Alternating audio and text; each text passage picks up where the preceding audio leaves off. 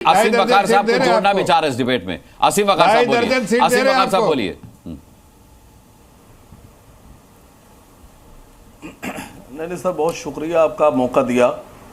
और मैं गुजारिश ये करूंगा भाई, मैं किसी के बीच में बोलता नहीं हूँ, सुनता सबकी हूँ, गलत सही सब। डिबेट में सबको अपनी बात रखने का हक है, एक दूसरे की सुनिए। जफर भाई आपसे भी गुजारिश है, सुन लीजिएगा। देखिए, बात यहाँ चली कि किसने किसको गाली दी। प्रधानमंत्री जी की माता को गाली देना बहुत बड़ा अपराध है, मैं इस बात को मानता हूँ। और प्रधानमंत्री जी की माता जी सिर्फ प्रधानमंत्री जी की माता जी नहीं है, वो देश की माता हैं, हमारी भी माता है, आपकी भी माता है, उनका सम्मान होना चाहिए। मैं बर्दाश्त नहीं करूँगा कि मेरी माता को गाली बकी जाए, और मैं प्रधानमंत्री की माता को अपनी माता मानता हूँ। और प्रधानमंत्री जी जो इस वक्त व्याकुल हैं, वो और होना चाहिए उनको। लेकिन बड़े अफसोस की बात ये हुई कि एक प्रधानमंत्री की माता पे अगर गाली गलौज होती है तो देश में पूरा एकदम उदंड हो गए लोग। लेकिन एक पूर्व प्रधानमंत्री की पत्नी, पूर्व प्रधानमंत्री की विधवा और भावी प्रधानमंत्री की माता जी को जब हिमाचल प्रदेश में बीजेपी के नेता गाली बकते हैं मंच पर, तो प्रधानमंत्री जी क्यों उनको सजा नहीं देते हैं। इसी टीवी की डिबेट में कांग्रेस के एक प्रवक्ता की मां के बारे में ऐसे शब्द इस्तेमाल किए गए कि कोई बेटा सुन ही नहीं सकता अपनी माता के बारे में। और जिसने गालियां दी वो बीजेपी के प्रवक्ता जी। तो माता तो सबकी माता होती है, सम्मान सबका होना चाहिए। प्रधानमंत्री जी ने क्या कार्रवाई की? नहीं, पूर्व प्रधानमंत्री की पत्नी पूरी कांग्रेस की विधवा कैसे हो गई? एक व्यक्ति की विधवा हो सकती है? सवाल पूछ रहा हूं। अभी बायोलॉजिकल और नॉन बायोलॉजिकल की बात आई, मैं हिंदुस्तान की हिस्ट्री की बात कर रहा हूं। इस पूरा जो हमारे देश का इतिहास है, धार्मिक इतिहास, सामाजिक इतिहास, इसमें सिर्फ दो लोग अपने को बताते हैं कि वो नॉन बायोलॉजिकल हैं। नॉन बायोलॉजिकल इंग्लिश में कह लीजिए और इसको हिंदी में कह लीजिए कि मेरी माँ ही नहीं है, मैं बिना माँ के पैदा हो गया, मतलब माँ है ही नहीं हमारी। तो मैंने जो इतिहास पढ़ा है वो ये पढ़ा है कि हिंदुओं के यहाँ रामायण में माता सीता को ये कहा गया कि वो घड़े से पैदा हुई, जनक जी के हल चलाने से। वो नॉन बायोलॉजिकल हैं, ये आप ही का इतिहास है सर। लेकिन उसके बाद भी जब आप सर्च कीजिएगा तो कहते हैं, उसमें लिखा जाता है सीता जी की माता का नाम सुनैना और पिताजी का नाम जनक। दूसरे हमारे प्रधानमंत्री जी कह रहे हैं हम नॉन बायोलॉजिकल, मतलब हमारी माता ही नहीं है। मसला ये है कि एक आदमी अपनी माता से इनकार कर दे कि ये मेरी मां नहीं है, मैं इनसे पैदा ही नहीं हुआ। ये एक मां के लिए बहुत दुख की बात है कि उसका बच्चा इनकार कर दे कि साहब हम अपनी मां को नहीं, अपनी मां से पैदा नहीं है।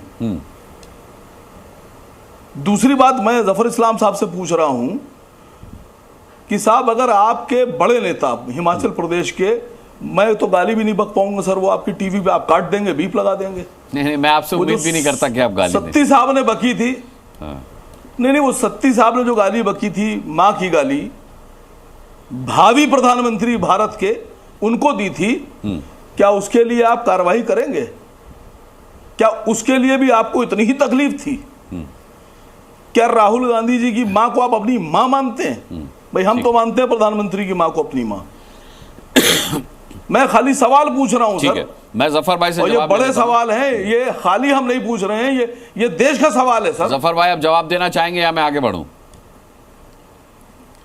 नहीं, मैं दूंगा ना जवाब। इसमें जवाब देने में क्या, देखिए हर माँ का सम्मान है, उसमें ये हमारी संस्कृति है और हमारा संस्कार है।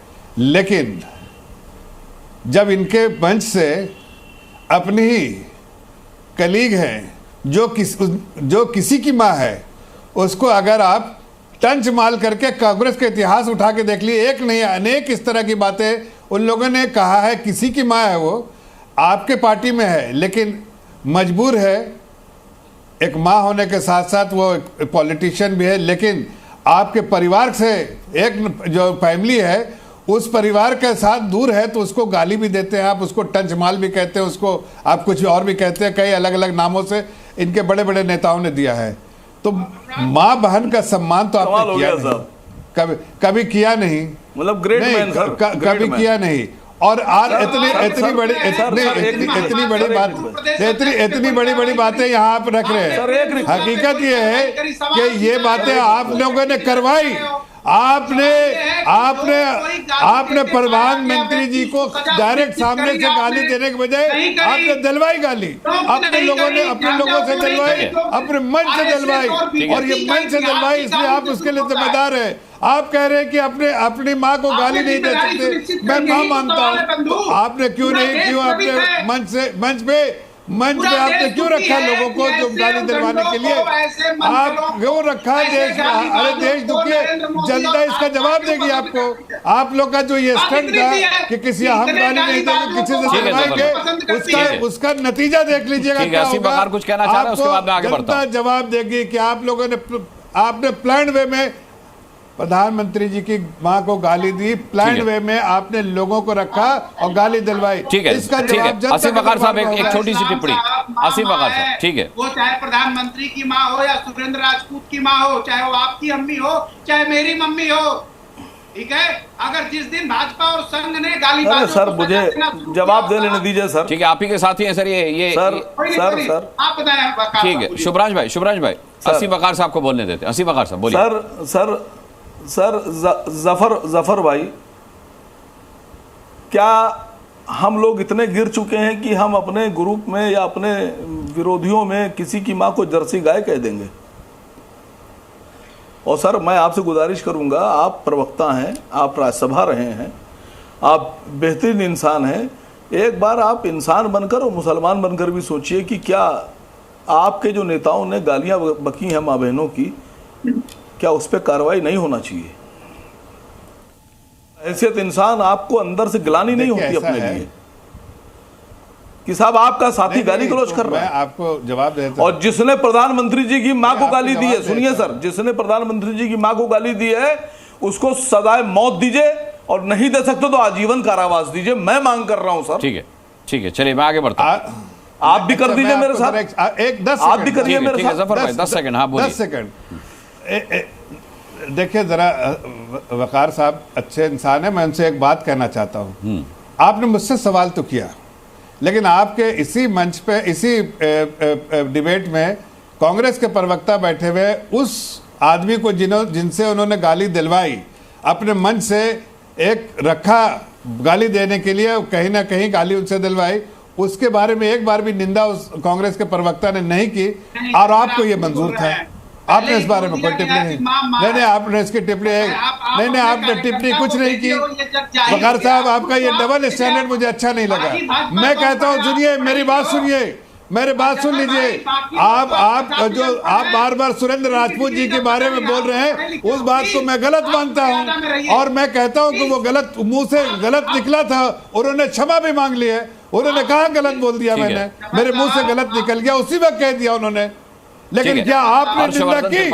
नहीं की। ये मानसिकता आपकी है। ठीक है, पार्टी में तो शिक्षा का अभाव है, लेकिन आप पढ़े लिखे आदमी हैं। प्लीज, चर्चा शुरू होने से पहले ये बात कहा गया है कि गालीबाज की सजा जो है जितनी कड़ी से कड़ी दीजिए वो कम है, क्योंकि उसने किसी मां, अब आपने दोहरा भी दिया इस चीज को। ठीक, बाद में आती है वो मां को गाली दिया है।